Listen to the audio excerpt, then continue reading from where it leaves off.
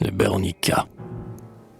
Perdu sur la montagne, entre deux parois hautes, il est un lieu sauvage, au rêve hospitalier, qui, dès le premier jour, n'a connu que peu d'hôtes.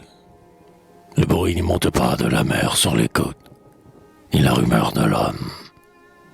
On y peut oublier.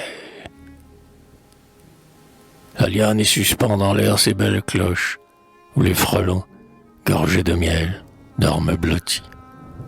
Un rideau d'aloès en défend les approches, et l'eau vive qui germe aux fissures des roches, y fait teinter l'écho de son clair cliquetis.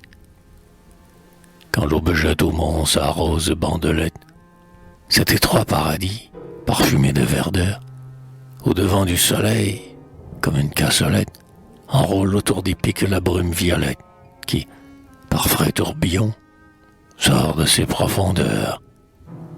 Si midi, du ciel pur, verse sa lave blanche, au travers des massifs il n'en laisse pleuvoir que des éclats légers qui vont, de branche en branche, fluides de diamants qui l'une à l'autre s'épanchent, de leurs taches de feu semer le gazon noir.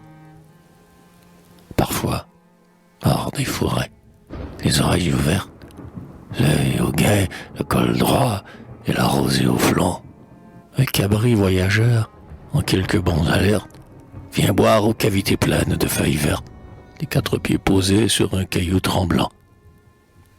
Tout un essaim d'oiseaux fourmille, vole et rôde, de l'arbre au roc moussi et des herbes aux fleurs.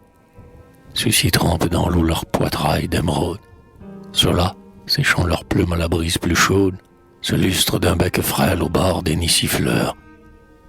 Ce sont des chœurs soudains, des chansons infinies, un long gazouillement d'appels joyeux mêlés, ou des plaintes d'amour à des rires unis. Et si douces pourtant flottent ces harmonies, que le repos de l'air n'en est jamais troublé. Mais l'âme s'en pénètre, elle se plonge entière dans l'heureuse beauté de ce monde charmant. Elle se sent oiseaux, fleurs, eau vive et lumière. Elle revêt en robe aux puretés premières. Elle se repose en Dieu silencieusement.